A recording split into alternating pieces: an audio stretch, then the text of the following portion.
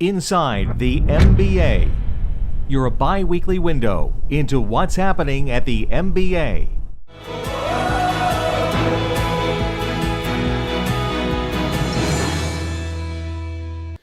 Hi, welcome to MBA Now. I'm Rob Van Raphorst. There's been a big move in the real estate finance industry to move to electronic transactions.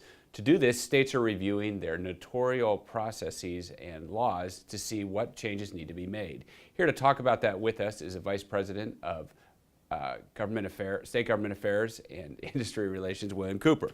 William, thanks for being here. Thanks, Rob. Why don't you sort of describe the landscape for us and then sort of talk about what's happening in the states? Thanks, Rob. In 2017, we had two states that took very different approaches to permitting remote online notarization. Montana had a very state-specific nexus. Everybody and everything had to be within the state, but they didn't have to be within the same room. In Virginia, by contrast, they had a much more flexible approach.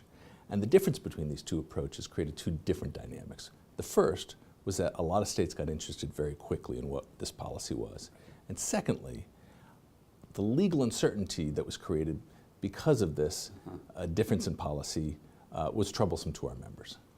The breakthrough came in Texas last year, where a lot of industry stakeholders worked together through the Texas MBA to create a compromise piece of legislation, which gave remote online notarizations the same legal footing as in-person or traditional notarizations. And I know that after that Texas law was passed, Nevada quickly followed suit. So why don't you explain sort of what happened next, and then why don't you talk about the model that MBA and American Land and Title Association have created to go out to these state legislators and present?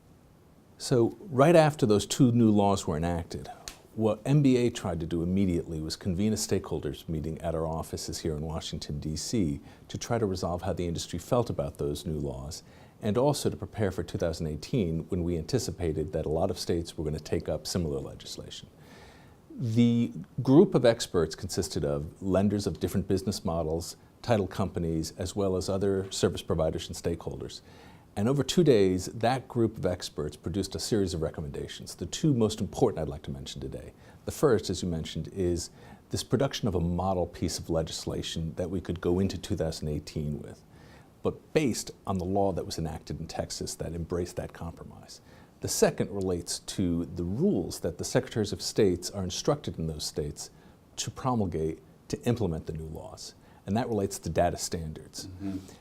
In both cases, we felt that those state secretaries of states ought to receive the expert input from the industry. And so the group recommended that MISMO enact a new working group and convene those experts to talk about the data standards that these secretaries of states would need.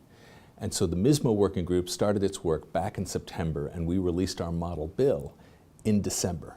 Along the way, what MBA decided to do is partner with the American Land Title Association and produce a single model legislation. So that model bill and all the ancillary materials to it are co-branded, and we're going out to the states with one uniform approach. There's no doubt it's a huge effort and very important. Why can't state leaders, though, do this on their own? They actually can, and they are. And you'd be surprised how fast in January we've already seen a lot of bills come in. What we're hoping for and what we think is a stronger result is a uniform set of standards across different states. It would be the worst result to have 50 or more different approaches enacted across the country.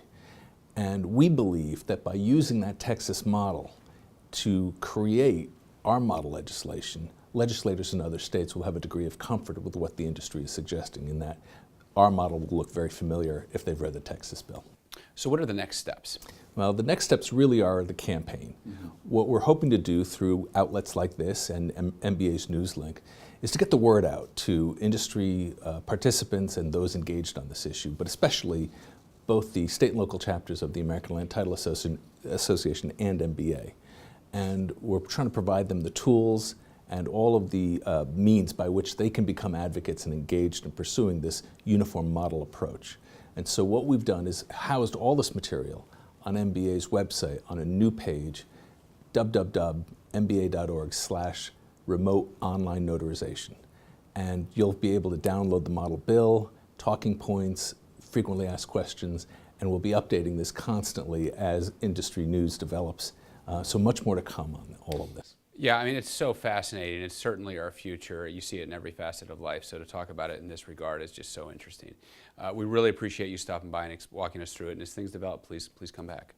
Thanks for having me. Be sure to follow us on Twitter at MBA Mortgage and like Mortgage Bankers Association on Facebook and Instagram.